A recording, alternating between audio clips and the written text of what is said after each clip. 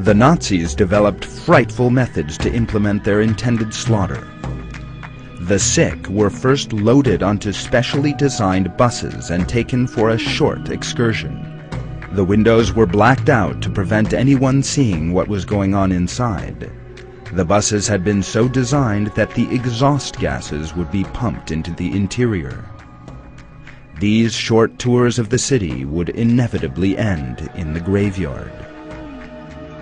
Death houses, known as sterilization centers, were soon built in such settlements as Hadamar, Brandenburg, Grafneck, Hartheim, and Sonnestein.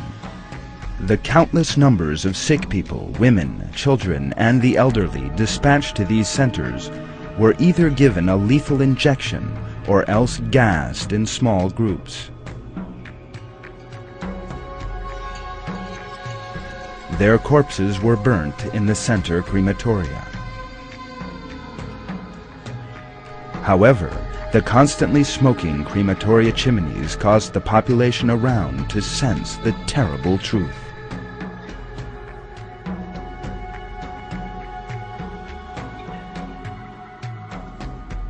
The families of those killed were sent letters of condolence adorned with false doctors' names and false signatures, mendaciously reporting that the person concerned had died of a lethal illness.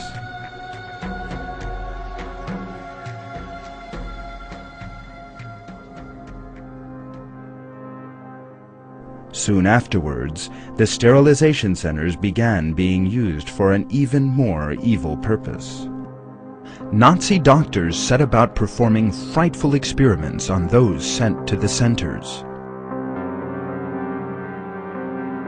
The Nazis, completely devoid of such feelings commanded by religious moral values as love, affection, compassion, or sympathy, committed hitherto unseen barbarities. They used people as living experimental material in disgusting tests for the well-being of the so-called Aryan race.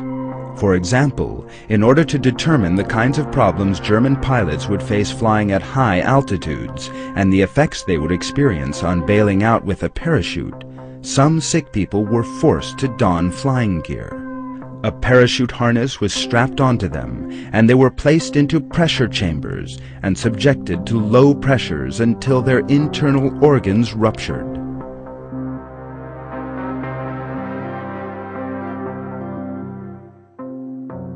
In another experiment, they tested how long a pilot could survive after landing in the Arctic Ocean. Sick people in pilot gear were forced into ice-filled baths to measure how long it would take them to die.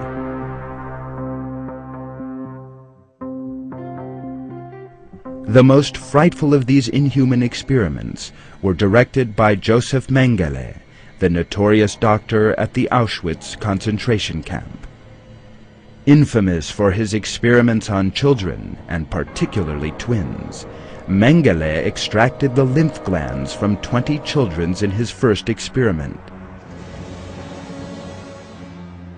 The children were then injected with tuberculosis, and the results observed. None survived.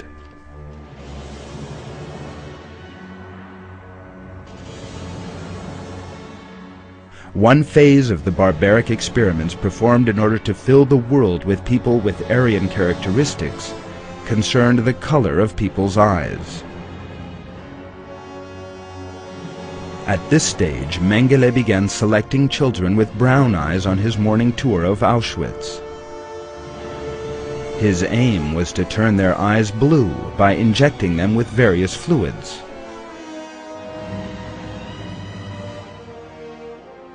All the victims suffered terrible pain and were permanently blinded, some even dying. The screams of innocent victims could be heard in even the furthest corners of the sterilization camps.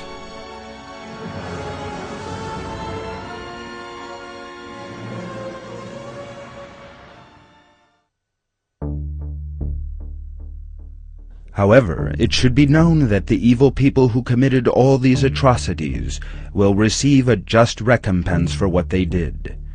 In one verse of the Quran, God describes the fate in the hereafter awaiting those who oppress others. There are only grounds against those who wrong people and act as tyrants in the earth without any right to do so. Such people will have a painful punishment.